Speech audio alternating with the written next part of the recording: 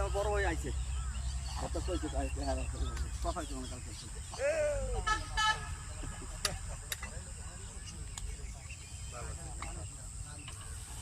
কি পোলা কি টমেটো ওই টমেটো রয়েছে আরো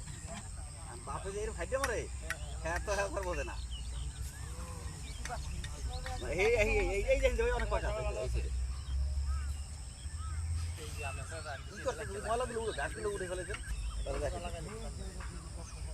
লাগিয়ে দেখাচ্ছি আর লাগাই দিবেন